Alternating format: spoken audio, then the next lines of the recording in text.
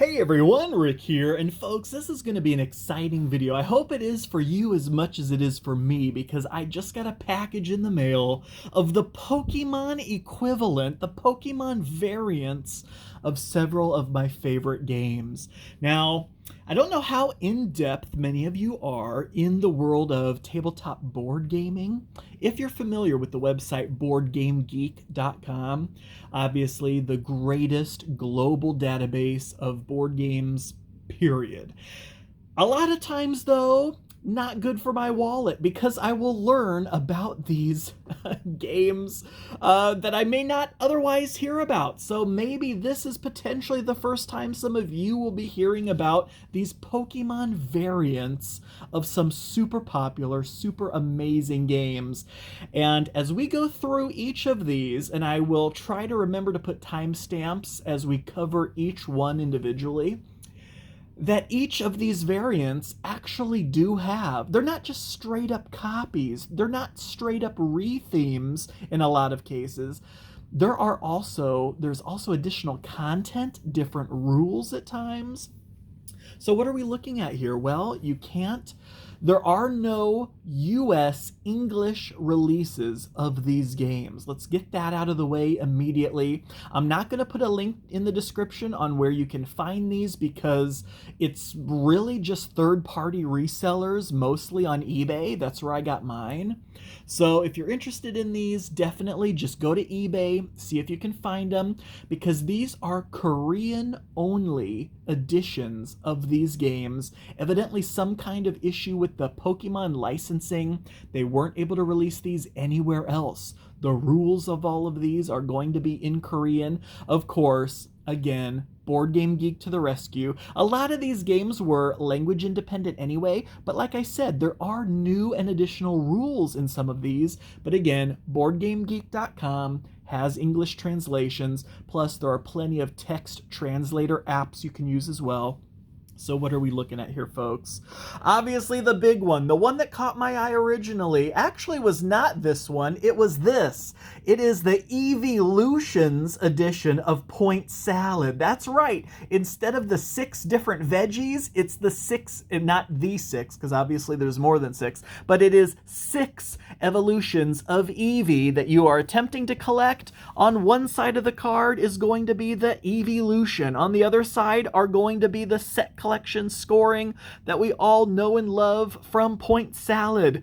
The difference in this game is probably the simplest of all of these different variants, and that there are wilds. So there are just straight up plain old Eevee cards in here as well. How freaking adorable is that? That are wild. So you can imagine the interest that is going to generate in the otherwise simplistic game. Simple, fun, and fast game of Point Salad. Absolutely love Point Salad. Just played a couple rounds of that this last Saturday on game night. Cannot wait to then break out the Eeveelutions. You know what? Since we are focusing on each one individually, well, we'll get back to that in just a second. I do want to do this overview of each of them first. So the next we will talk about Splendor, the Pokemon edition of Splendor. This looks absolutely fantastic. So instead of the different gem mine cards, you have Pokemon. Instead of the gem tokens, you have Pokeballs. You have several different types of Pokeballs, with obviously the Master Ball being the equivalent of the gold chip from the base Splendor game.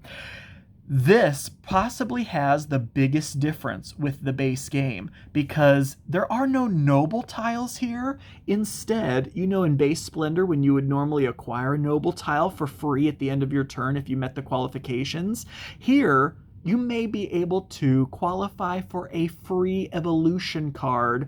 All the stage 1 cards are Pokemon with a first stage evolution. All stage 2 cards are Pokemon in the second stage of an evolution. And the third level cards are all the final level 3. And these are all, I believe, the original 151. I mean, from that generation, not all 151 are here because the levels 1, 2, and 3 cards in this edition of Splendor are first, second, and third generation Pokemon. And then there are rare Pokemon, and there are legendary Pokemon. So there are 5 actual levels of cards in this version, and instead of noble tiles, if you have the right kinds of other cards, so for example, obviously Bulbasaur. Venusaur has its own level 2 card, but instead of purchasing it, or Ivysaur, oh my gosh, I'm already losing my mind. The second stage of Bulbasaur has its own card, but instead of going out and trying to purchase it, with requiring however many Pokeballs, as it shows down here, the different types of Pokeballs that you would need in order to acquire it. If you have cards with the discount of 3 of those somewhere else, like this would be one of those, for example, and this would also qualify as one of those. You have 3 other cards of that kind of Pokeball. At the end of your turn, you can simply take that evolutionary card, as long as it's out there on the display. So that was kind of a long overview for what I'm trying to do here at first, but I'm just so excited. Oh my gosh, this is actually very, very cool. I cannot wait to give that a shot. Next is Bag of Chips. This is one that I can't believe has a Pokemon retheme. Oh my gosh, if you have not played Bag of Chips, you absolutely must. One of the fun things about it, though, was that it came in a bag that crinkles as if it was a bag of chips. But this is a game about, it says push your luck, and that is kind of what it is, essentially, where your odds get narrower and narrower as the round goes on, and you're trying to play cards that you think will score you the most points and ditch cards you think will cost you points. So instead of chips, this game about a bag of chips where there were, 5 or 6 different flavors of chips, now we have Pokemon chips, and these are going to be Pokeballs that are being drawn out of the bag, and you evidently have to, like, for example, for this Squirtle card, in the end, you want as many of that ball as that ball were pulled. And I'm sorry, I cannot remember the names. I know there's like Master Ball, Pokeball, Great Ball, Ultra Ball, but I'm not completely familiar with all the balls. But you want that equivalency of balls to have come out at the end of the round in order to score, in that case, a whopping 3 points, evidently, or whatever the case may be there. So that is the Pokemon edition of Bag of Chips. And then lastly, this was a game that I actually don't have the English copy of. This is Paper Safari, but I did look it up online. I watched some YouTube videos about it. Because when you're purchasing these games, like in the seller that I purchased these from on eBay, they had different lots. Like they had the Pokemon edition of Splendor by itself, or they had it in conjunction with the Eeveelutions edition of Point Salad in a little bundle. And I kept scrolling through their listings, and they had these 4. These are like the 4 Pokemon versions of these games. And so I was like, well, for a couple bucks more, they had this bundle with Paper Safari. And I thought, well, if I'm already going this deep in these Pokemon rethemes, I might as well grab Paper Safari as well. After I did a little bit of a review, because I did want to see if it would be a game I'd be interested in. Looks like a very simple set collection card game. And with that being the case, collecting these various Pokemon in this little card game seemed harmless enough, so I'm going to give that a shot. But that's the only one I'm not familiar with. The other 3 are fantastic. All right, so let's unbox each of these now in that same order we just talked about them in.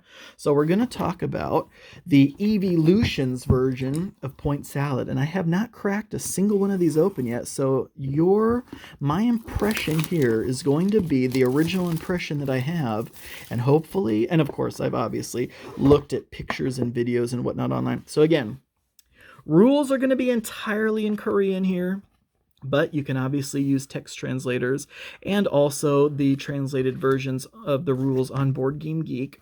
But here's the main thing right here. And I mean, this game here is the most resemblant of the original version of the game, where literally the only difference between it and Point Salad are the inclusion of these wild cards that can count as any vegetable, kind of any evolution. But we have these, obviously. There's just going to be 6 different kinds. That's the whole point of the Point Salad game. 6 different vegetables, 6 different evolutions.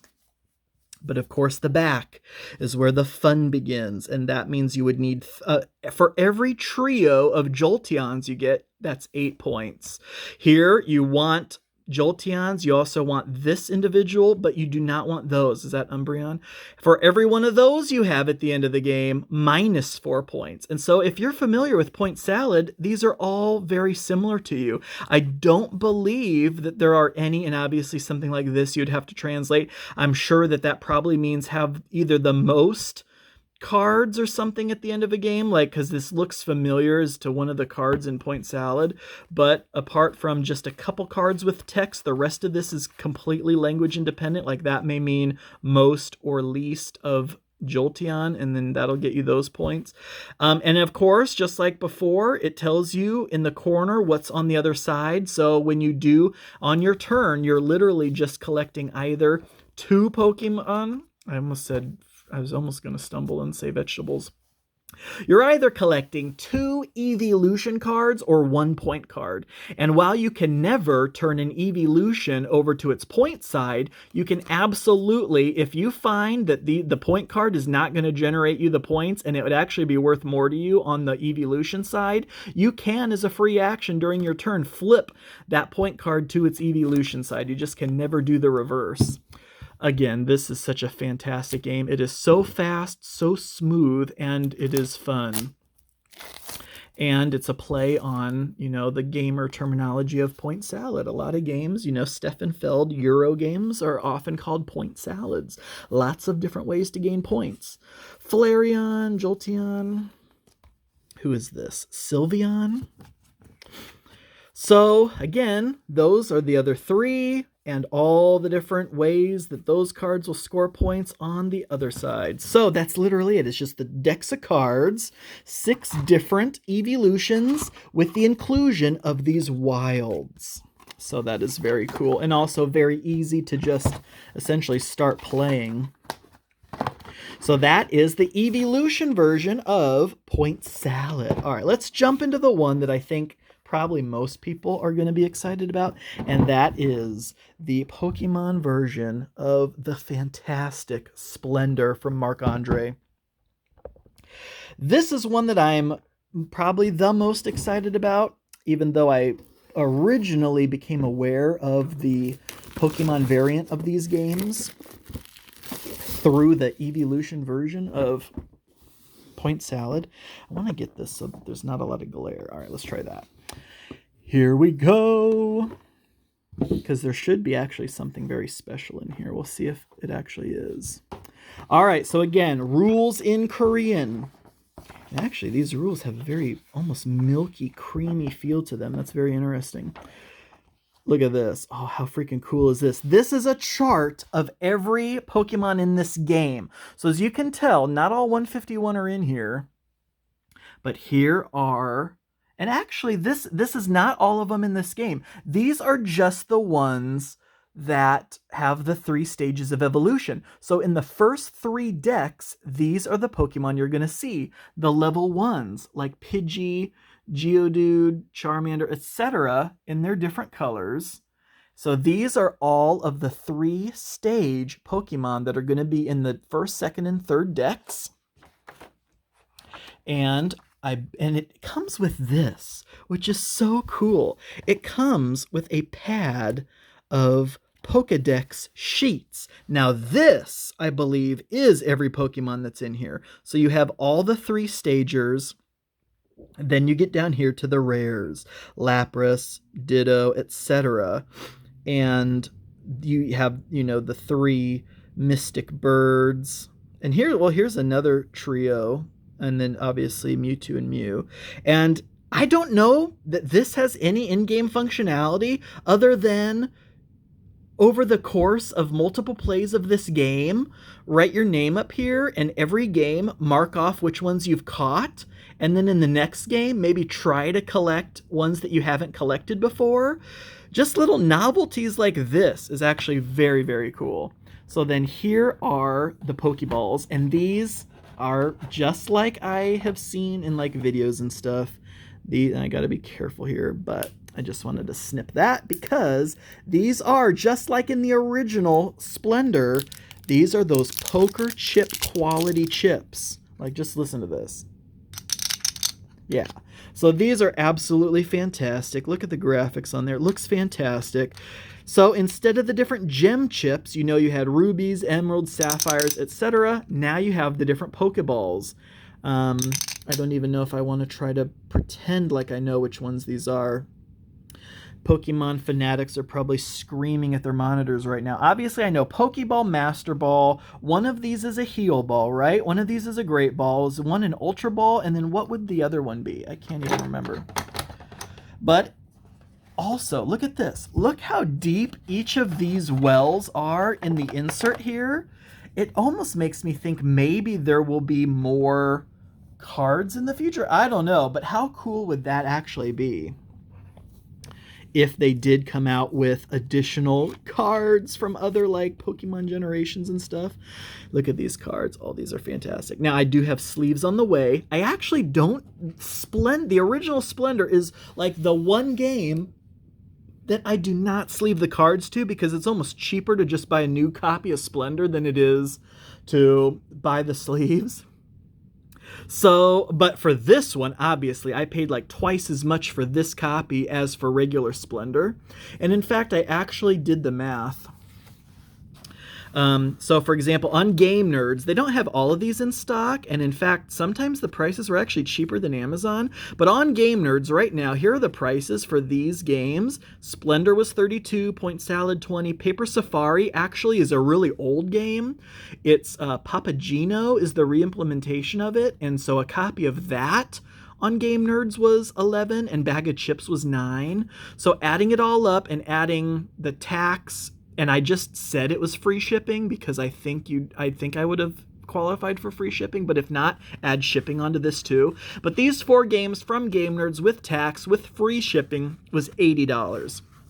And I paid, the seller actually took my best offer. He countered, and we settled on, I think, $135. So it ended up being $55 more than what I calculated here. But actually, that didn't also include tax. But anyway, so I paid, you know, way, way more to a seller from Korea. But obviously, as you can see, the shipping was honestly really fast. I just got this less than a week ago, and it's here already. So it was super fast shipping. I desperately needed copies of these games, so I was happy to pay the extra, though, you know, not too happy. But here's all the different cards. Obviously, they're in their decks, level 3s, level 2s, level 1s, and you can buy, these rare cards actually require Master Balls. So if you recall, in original Splendor, no card ever required gold. Whereas here, Master Balls are wild, but these rare cards are going to cost Master Balls. And some of them will give you multiple. Now, I think a mechanism like that was in Cities of Splendor, which is the English expansion to Splendor. I shouldn't say English, but, you know, an expansion to Splendor, which I love multiple of the modules in Cities of Splendor. But anyways, this comes with these rare cards that actually provide double discounts, but they are harder to get, obviously. And here's some more that provide double discounts as well as bigger points. But like, here's the level 1s, of course. Again, they have what they cost. And then if at the end of your turn, where's one I can actually see? Okay, so let's say this, Pidgey.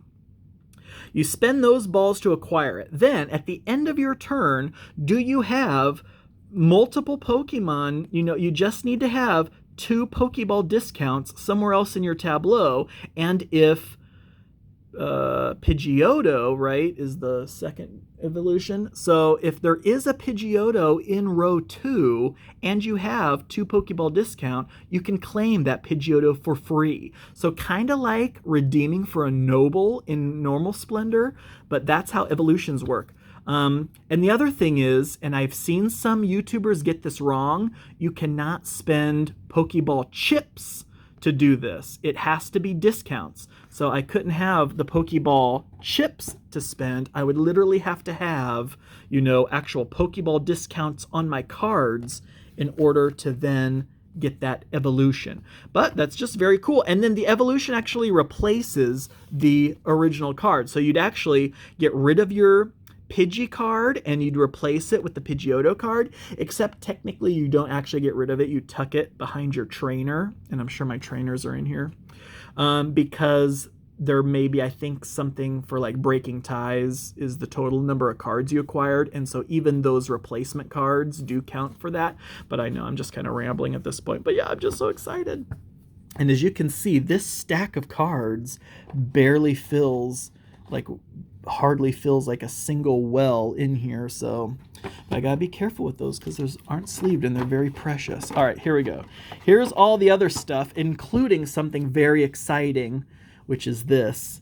And it almost, if you're a diehard, you may actually want to get multiple copies of Pokemon Splendor because every copy comes with a foil version of one of the cards and you don't know who it's going to be. So who did we get? We'll have to take a look at that in a second. It also comes with this first player token, which is actually kind of mundane. It's cute, has cute artwork on it, but it is fairly mundane for a first player token. But at least it comes with one. But then here are the trainers. So you actually do have a little trainer placard that you can have, and that's where you tuck your other cards behind. All right, so let's get on with it because I'm really excited to see too. Who did we end up getting as our mystery card? Oh my gosh, we got a foil Lapras. How sweet is that? Oh my gosh, how cool is that? So obviously you have a Lapras in the deck, but every copy of this game came with a different foil. So, I mean, if you were really diehard, maybe you would, you know, and I'm sure maybe some people who don't care about the foil may be putting their foil cards up on eBay too. So maybe you could try to get a full set of these foil cards, but oh my gosh, that's so freaking sweet. I just thought that was a cool thing for them to do. Not only to give us these foil cards, but also this, which has no in-game effect. This Pokédex, this pad of Pokédex sheets so you can keep track of the Pokemon you've caught during your game.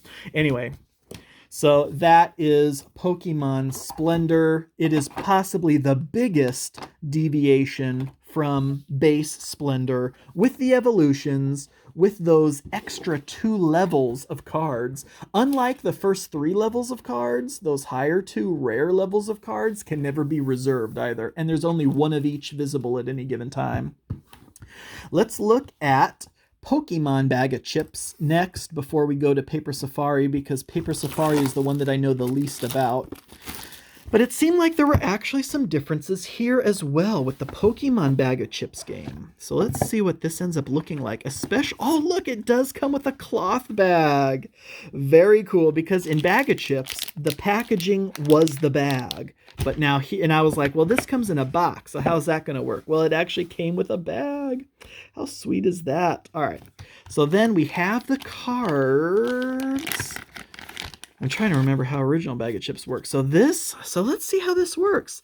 These point values are very low, right? That's interesting. So the whole scheme of things has shifted. In original Bag of Chips, you had point values from like 1 to like 201. But here it's like 1, 2, 3, 4. These are all single digit point values, if I'm understanding it correctly. I'm going to have to definitely take a look and see what this all means. Additionally, there are these trainer cards. Evidently, and I'll have to look up what all these are too. These all give you some kind of special ability. So in addition to just the base rules of Point Salad, they all have, are they double-sided? No, I think they're the same on both sides. But maybe to, you know, once you use that ability, maybe it's a one-time ability, then you flip it over. But there's like, what, 5 different trainers here, and this is from a generation I have no idea about. I don't recognize any of these folks. But they all have some kind of special ability on them.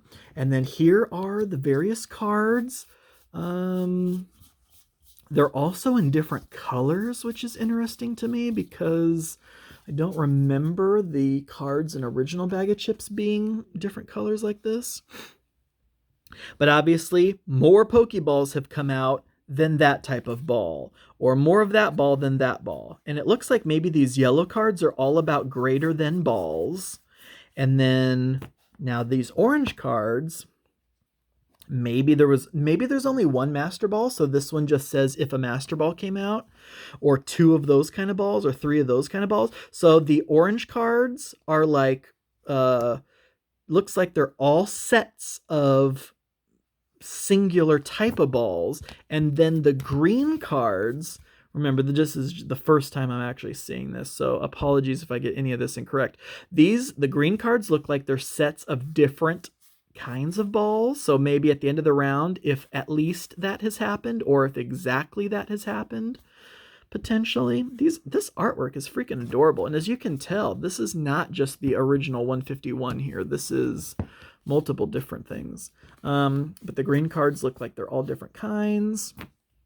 And then the blue cards are equals, so the same type of balls, or the, different types of balls, but in equal amounts have come out by the end of the round. And then these purple balls evidently want none of a certain type of ball. So no Master Balls have come out. No. And there you go. So there is this same type of card in this version. If you recall, in original Bag of Chips, there was a card that just says you win. And that was if, I believe, no chicken chips ever came out, because... Oh, wait. Or was it a chicken chip came out last? Or was it the most common regular potato chip never came out? It was one of those type of things where it was super rare for it to happen, and if it happened, you just won. In this case, I take it Pokeballs are the most common, and so if a Pokeball never comes out, you just straight up win. Makes sense why that's Mewtwo then. And then here's this. This is also like those cards we've seen, where this one says a Pokeball comes out last. And I knew that one was probably going to be the lowest points because Pokeballs are the most common. Then this card's worth 3 points. If that kind of ball must be the second most common, comes out last. And then there you have it. If the Master Ball comes out last, you just straight up win. So there is another you just straight up win card. Okay, this is actually very, very cool. And then all of the round 1, 2, 3, 4, etc. cards are in here. I assume these are just kind of nice, pretty scenic backgrounds, except they do have some of those trainers on them and things, so I wonder if that has something to do with their ability. Her ability looks like it has something to do with round 4, so it's just a reminder of her ability there. And then maybe if you're not using these, maybe if you're not using trainer abilities, you use this other side. And it's cool that they're both very scenic, and when you lay them out, it must be a very picturesque scene. So that is Bag of Chips. Now the one thing which would have been really cool, and you know what? I almost wonder if I could do it. I could probably use the chips from my Pokemon Splendor version. God, why is this stuck together? There's like a piece of tape here. Thankfully, it didn't cause any issues. But I can probably use my Pokemon chips from the Pokemon Splendor in place of these. Because otherwise, these are just cardboard punch-outs. They're fine. They're nice double-sided, thick cardboard punch-out tokens. But how cool it would be to dig into a bag. But I don't think that kind of ball is in the other one is the only problem. And then here is the quantity of all the different types of balls that are in the bag. And yes, there is and actually these are fewer chips, I think, than in Bag of Chips, for example. So maybe that's why point values are lower. This does seem like a smaller, streamlined version, though it does add trainer abilities. So it's also somewhat different, but it gives you the quantities of all the different balls, and how many stars evidently it takes to win, and etc. Very cool. Gosh, you guys, I am just so thoroughly impressed with everything that I'm seeing so far. This is very, very cool. And I know we're about to go over the 30 minutes I really kind of wanted to stick this to, but we got to take a look at Paper Safari, right? Now, this will probably be the quickest one because I know next to nothing about it. I did watch Z Garcia's Paper Safari review, not of this Pokemon edition, but of the original, and it looked pretty fun. It looked somewhat interesting. Oh my gosh, look at this. We actually have a metal Meowth Pikachu coin. That is very cool. We have some Pokeball tokens to punch out. Again, the rules.